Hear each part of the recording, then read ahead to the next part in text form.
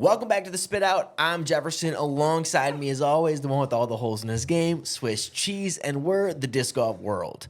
Wow. I'm kind of surprised we have things to talk about. I came into this session thinking, shit, dude, what are we going to do? Nothing? But we're pulling something out. It always provides. We had the Puerto Rico tournament. Shout out Go Throw, keeping us entertained. Player awards officially being announced on DGPT. We voted for those ones. Some ticket sales stuff and whatever else we rambled on to. But jumping first into it, player awards and talking about respect. Do you think Missy Gannon was absolutely robbed for the Player of the Year award? No, I wouldn't say the way you put it. It sounded like it was a crime.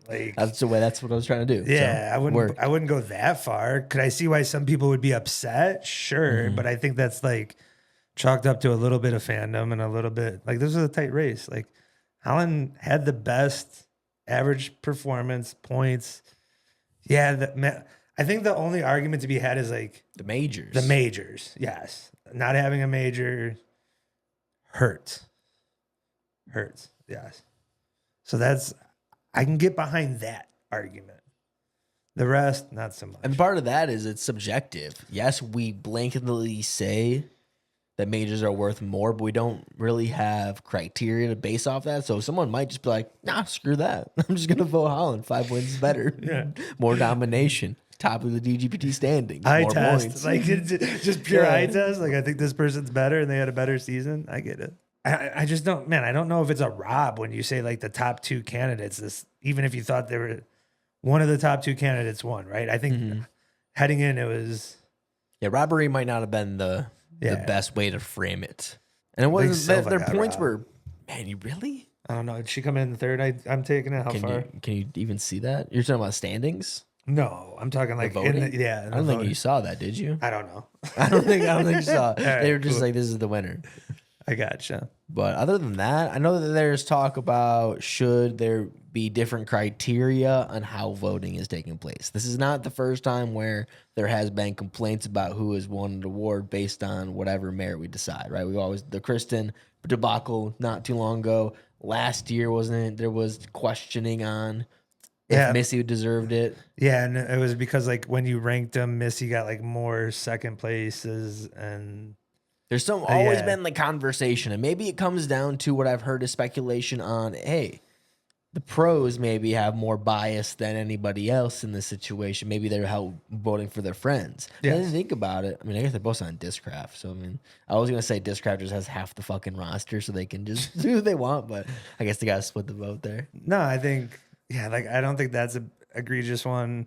I think there's a little bit in play around FPO Rookie of the Year just because they had the reshaping of the ballot. Oh, yeah. And I don't think that was that big of a deal. Now, I will say I thought Rebecca Don definitely deserved the award, but I did not think she was going to get it. Throughout the year, I thought she was going to get snubbed. And so she did. So she rightfully got it. Yeah, in my opinion. Yeah, absolutely. Any other awards that shocked you in any type of way? I think they were pretty standard all the way through. Paul Krantz, you know what I mean? I said who I thought got it, I think. But even he had the largest jump. It's just kind of cool that he stacked the Rookie of the Year and now he's got most improved. Dub coming next season? Man, Krantz is up there. I wouldn't be surprised by it. That'd be pretty cool. If you can make another jump, why not? He made the championship. That's pretty huge, I would say. Yeah, your third and fourth year on tour, when you get even more familiarized with these courses, I think that's when you start seeing, and you get more settled into what tour life is. Those are kind of the jumps that when you see oh, all right, they are up there. And I feel like he's one of the few that is going to be secure with the MVP sponsorship looking forward. I think they hold down their players. The Simon Lizotte vouching for you goes a long way. So I think he's going to be feeling more comfortable on tour just because he's lived it and a good sponsor backing him up. Absolutely. No, I think he's in good shape. Shout out Paul Krantz, friend of the show. No. That's all I got to say about the awards. I just cannot get passionately. What I can get passionate about is the Disc Golf Expos, the #1 destination for all you frisbee enthusiasts. From exclusive disc drops, your favorite pros, creators, along with the movers and shakers of the sport, all under one roof. Make sure to mark your calendars for January 24th and 25th at Marlborough, Massachusetts. Tickets are on sale right now. Just click the link in the description below. If you hate the cold, don't worry. Disc South runs back the fun in March. Find out more details at discgolfexpos.com. Or you can check out one of the videos we've made in the past to see the fun for yourself. And then we'll just see you there. What about the All-Stars? Do you think did you debate any of the All-Star entrants? Not really. Okay. Why? Is there anyone that you didn't feel? I mean, first, second, I think it's pretty standard. I actually, you know what? The Cole Redon, Aaron Gossage, Aderhold. I thought that was a little bit of a... I wouldn't have thought Cole Redon's the one that sticks out the most. Ezra Gossage got the content, but you know, they got a fan base. What you're saying I didn't know Cole Redon had a base like that. Nah, the wind plays. You know what I mean? Yeah.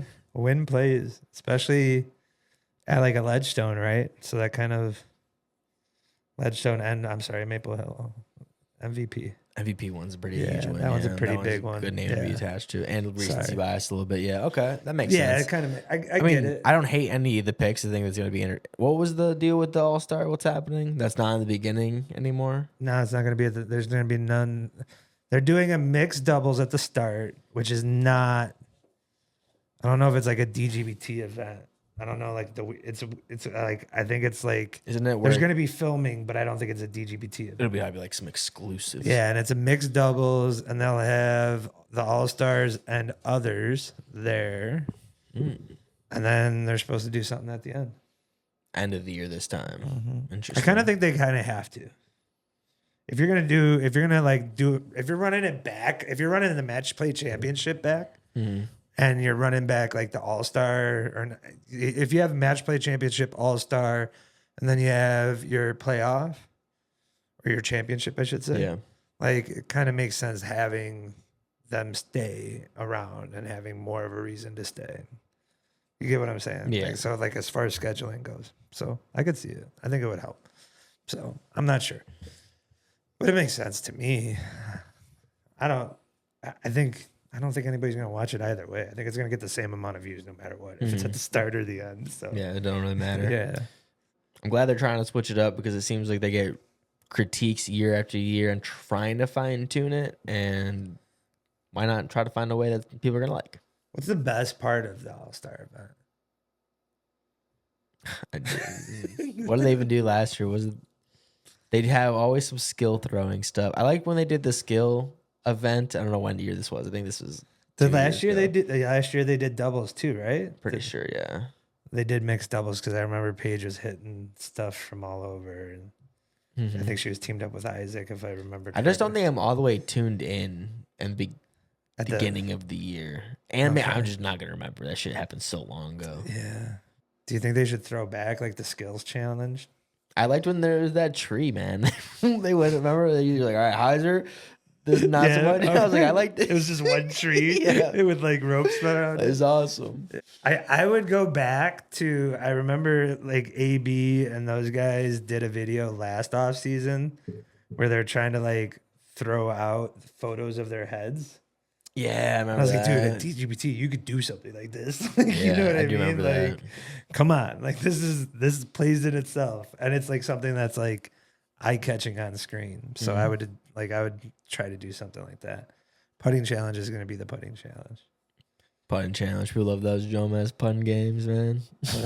People love that shit, dude. But yeah. Because have you not been seeing the reels getting posted? That's all I ever see now. The what? When Jomez pulls like, oh, this was coming out this week, and it's like they're in some fucking castle, and like Cat Merch is putting over some water. I'm like, what's going on? You just keep seeing the commercial. 1 week they're riding amusement park rides. Like, what's going on? Next week it's like, this is developed from when it started. Next week they're at medieval times riding in the track. It's kind of good cool, for them. But It's kind of neat. I think you one. see one, you kind of see all. Like I haven't tuned one in a minute, and.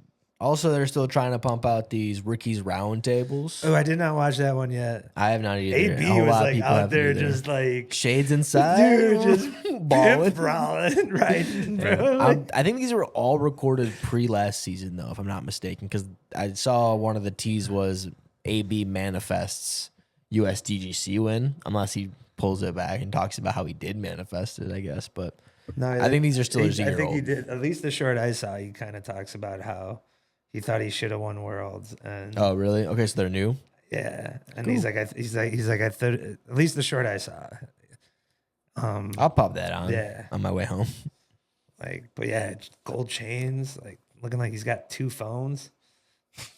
Shit, AB. 2 phones? Another life. The all birdies, no bogeys. They're still going at it all off season long. That'll be fun to see what they pull out. I wish it was. I want Spotify numbers to be public somewhere, just to see how. Because when you see the numbers, it's like, man, Brian Earhart and Nate Perkins deserve more than 2K views on a podcast. For And maybe they're sure. just shredding it on the audio version, but it's just the insight that sure. they have is unmatched from any other disc golf podcast by levels. Those are the people you go to if you want actual information and knowledge. You come to us to fucking laugh every once in a while and just be mad. Yeah, or rage hate at us, us or just in your car. Rage hate us. Yeah, that's Either fine. way, I understand it. Yeah, I'm on board.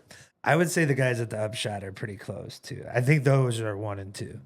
I feel like 1A, their 1B. views are probably match on the audio version because they've been around so That makes long that their sense. core fan base is probably still. But I would love to know there too because I just want to know what active, Like a full picture. professional disc golf fans are. Like how big is this community?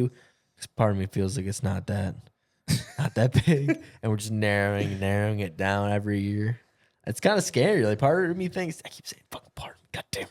I want to know what next season looks like for the fans' views. Are we going up? Because we hear Ooh. that, oh, disc golf's dying, and then there's counter arguments where like, disc golf's not dying. We're studying out how we are we though? Because from what I'm seeing, you it just doesn't does a good seem- job of painting a great picture, but I That's also a think people it's kind playing. of yeah, That's people playing. yeah. and I think that's it's inflated. completely different. I agree. It's inflated. I'm not gonna, but they do a great job of making it sound great. Like, and I think disc golf in general, a lot of the major players, like personality wise, do a great job of making everything sound a-okay. But I don't know. I think the storylines are going to partially carry it. I also think a lot of people are not as. I think there's a lot of like vitriol against Gannon, but I think there's a little bit more in play where people are recognizing it more, and now there's less of that. So I think it's going to kind of continue and be most of the same. But I think, I don't know, part of me feels the views are just going to keep going down. I don't I know. don't know what to do about that. Because actually, we can segue this off into what has been a talking point on social media is the ticket pricing being revealed and how people have been reacting to that. You see on the one side where it's this is outrageous, this is growing the sport, this is horrible. Then you have the people defending it saying there's probably not any other sporting event you can get into for this sort of value, especially nowadays when prices are rising everywhere. Sure. Fair. And I want to add a little bit more perspective because we've been to spectated a lot of disc golf tournaments, Yes. 30 plus DGPT events. Spectating disc golf, Kind of sucks. it blows. It is not glorious, especially when you go to the courses like Northwood Black, where it's talked about one of the best. WR Jackson, even. I'll make that because that was everyone's glory day. And if we spectated there, you don't see anything. Yeah. There's trees everywhere. Don't get me wrong. You will have a great time. Yeah, oh, 100%. You are going to love every minute of it. I love every minute of it. But as far as like a pure spectating standpoint, if you could pull yourself away and if you want to do like a pro to pro comparison, it is not the same. If you're not in the first layer of the spectating group, which is up there, and you're constantly trying to battle arm in arm between getting the view and stuff, you hardly see anything.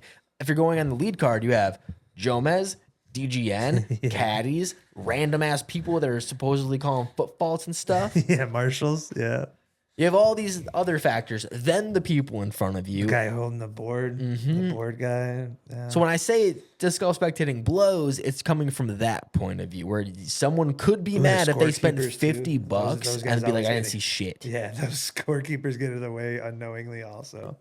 Yeah. So when you actually break it down, and I think there could be more interesting things happening where, like how we spectate disc golf, where we're going to go to the 20th card and we're going to watch these people, we're going to sit. You're getting a better perspective on actual pros throwing, you're meeting new people that you wouldn't have seen before. I think there needs to be a way to like incentivize going and seeing that stuff. Like give a tour guide going out there to like show storylines or whatever. I think that could be beneficial. But going back to just the pricing in general, it just when I don't necessarily enjoy seeing the defending people are getting this great valued thing where you're really not, especially if it's the general admission thing. There's so many. Every year we're seeing just holes being blocked off where you can't go unless you have VIP. So now you might be going to pay $25, but you're just going to stand and see one hole all day. No, you're right. It's tough. But it is what it is. And so you shouldn't compare it to a stadium atmosphere. It's not the same in vending, food, none of it. Like it's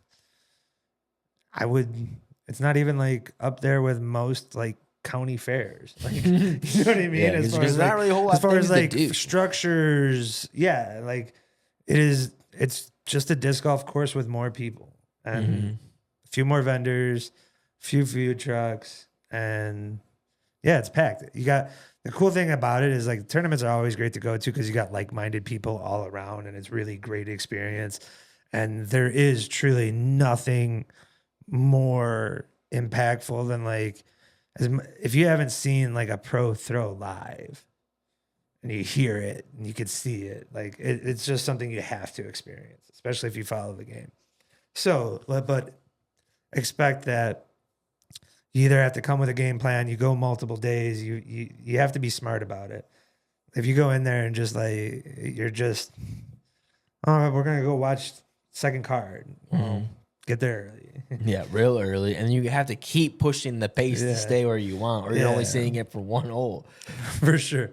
Yeah, you either decide you want to be the one ahead or you're going to be behind the entire time. That's the other part of the problem. But yeah, or you scope out spots, and that's always fun. But then you're starting to pay for multiple days, man. Yeah. Get your spots and stuff. Yeah. That's the activities of. Yeah, that's the drinking man's like following game too. Like you just get a cooler, scope out a good spot. But some of those are even hard to come by too. So to where you can get close enough to the action, or the other part is where you can see multiple aspects of action, because that's also important. For me, I like as much as like with a group, I can sit down all day on one hole. We've done it. Oh yeah. But like without a group, if it's just you, I don't know if I could. Yeah, I've done it too. It's hard. It's a lot harder. But yeah, so I don't know what's the money spot then. $25? Like what? Let's just say you are CEO. Mm-hmm. What's your game plan with just events, like physical ticket pricing? What are you trying to do at events? I'm okay with there being a step up for VIP, but I would more level it off of one, it has to be like known out loud, like this is what you're getting. So I wouldn't mind if it was like, all right, here's general admission, $25, you get to see everything, dope. Step up is X amount of, I don't know what would be logical, but it's like, all right, now you get VIP area of like right in front. You get this section, and then the general GA comes in if they can go behind all that and stuff like that. Logistically, also, I don't know. It's hard for me to say this because I haven't done. So I'm sure that they have their idea of like trial and error. It just seems like they're trying to gouge as much out of the initial ticket rather than I think that I would like to cheapen the ticket and offer different amenities on the courses to make more money. If it is like, hey, here's a pop-up flex event, here's a random putting game that costs money for a leaderboard, go use ours.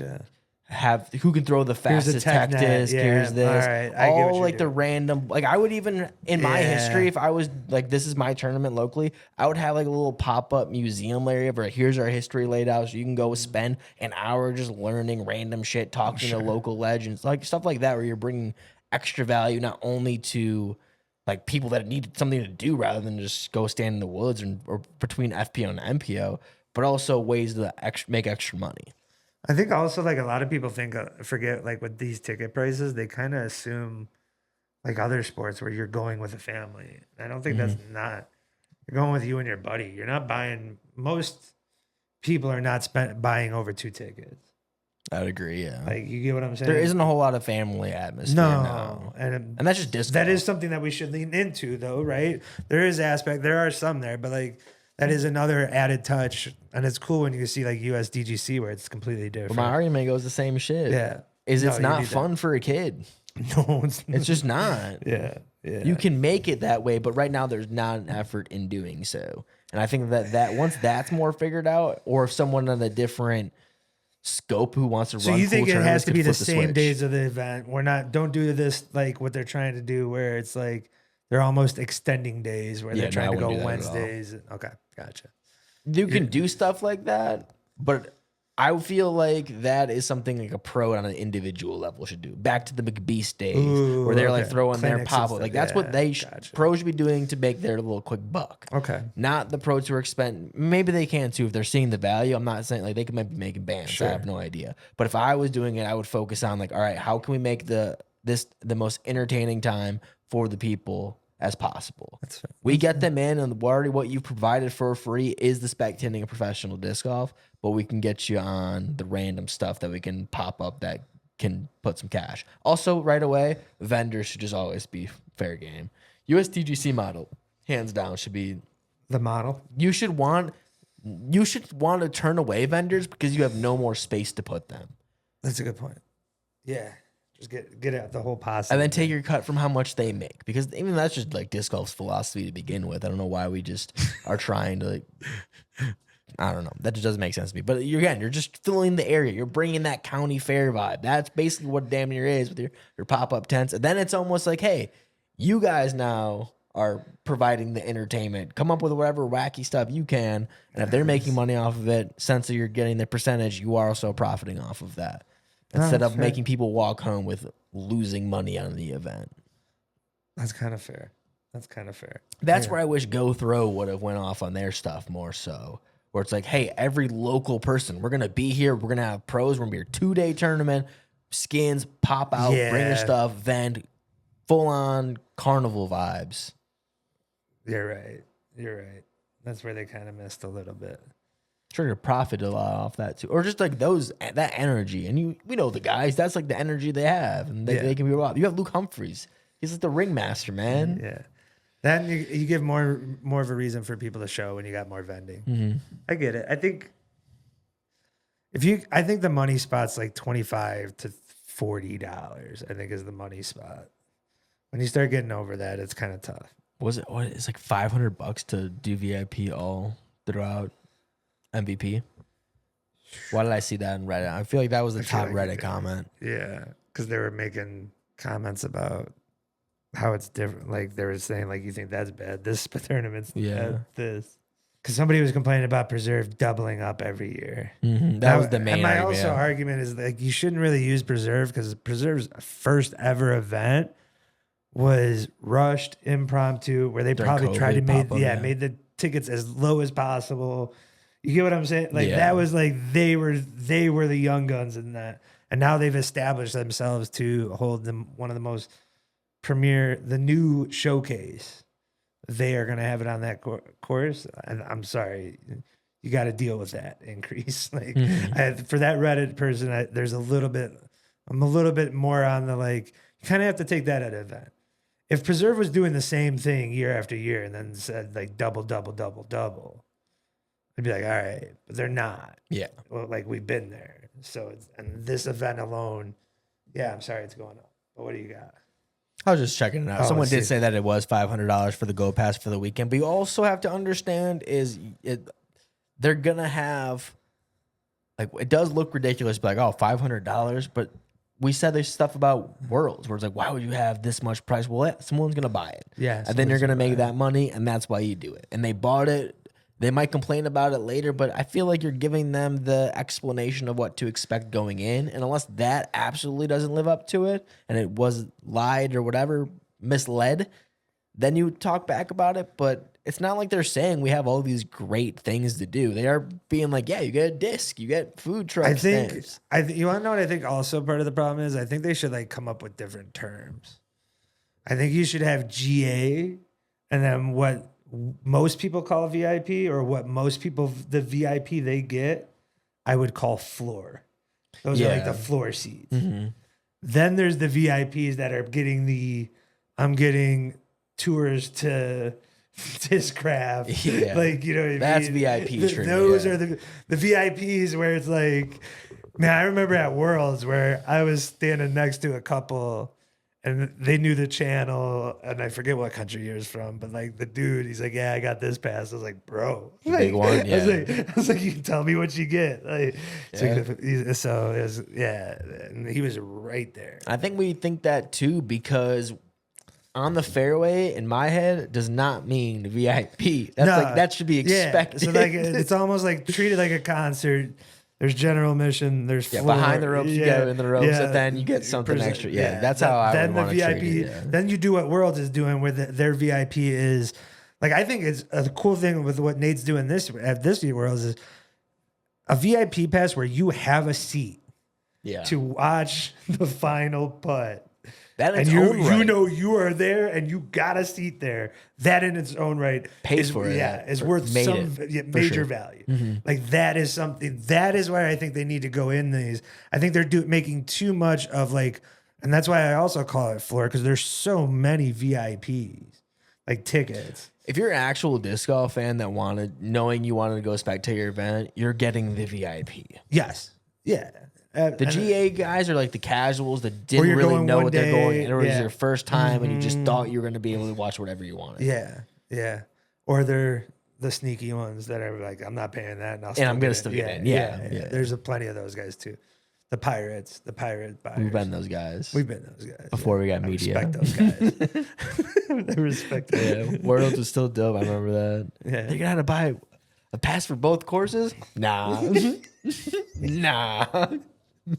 Sorry, guys. That was one of my fucking. That was 22 Worlds in Emporia. I remember the dude coming up. It was me and Disc Golf Jesus, and he's like, "You got a pass?" I'm like, "Nah, Uncle's got it." Want me to take you to him? He's like, "Nah, man, you're good." I'm like, "Thank God." Yeah, didn't we have like I was one just gonna walk VIP you around. and the rest was like just one course? But we got there so early. That's the real trick. You just got there for FPO. We just chilled. You just get there early and nobody's checking that. That was they sick, did do a lot better. And it saved us because after that, the dude was just like, "Yeah, we're homies." Yeah, that was also like that 2022. You could do a lot, get away with a lot more. You than could what even, you do now. without having a media pass, you were allowed to have the gimbal. Yeah, you were allowed to have more equipment, and then the next year, nah. Get 100K view video. Yeah, and when we make jokes about there being rules put in place because of us, it was because we stretched the limit of what you were probably allowed. I mean, you weren't allowed to do it really, but it wasn't specifically said.